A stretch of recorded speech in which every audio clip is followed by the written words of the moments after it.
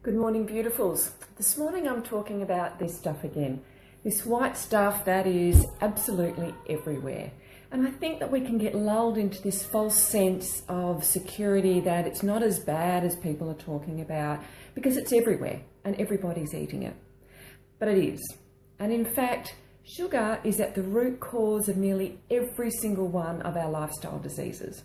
Now this morning I just want to get a little bit particular and a little bit of chemistry, because that white stuff is 50% glucose and 50% fructose. And the glucose is the part that we all feel the effects of when we have a big sugar hit.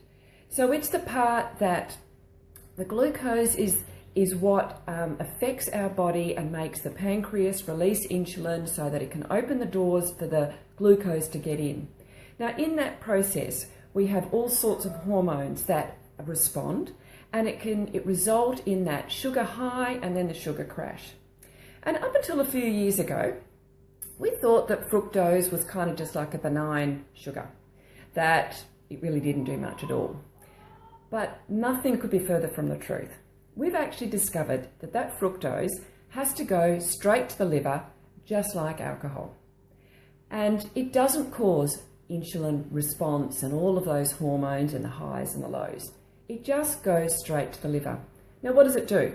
Well, if we don't need it for energy, which statistics show that over 70% of us do not need fructose or any extra energy because we're either overweight or obese.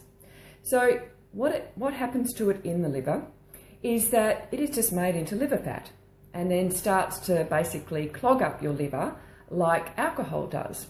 And it is called non-alcoholic fatty liver disease. Now, if it isn't stored in the liver, it is then packed up into a triglyceride, which is stored on your abdominal and your tummy, basically, or around your organs. And this is the worst type of fat possible, because that's when you start having some real health issues. The other thing that it does is that it's associated with the type of triglyceride or fat that is associated with cardiovascular disease, so heart disease. And then in that whole metabolism or breakdown of the fructose, uric acid is produced, and that is associated with gout and all your aches and your pains. So this is one of the reasons why when people come off sugar, they go, I can't believe my aches and pains are gone.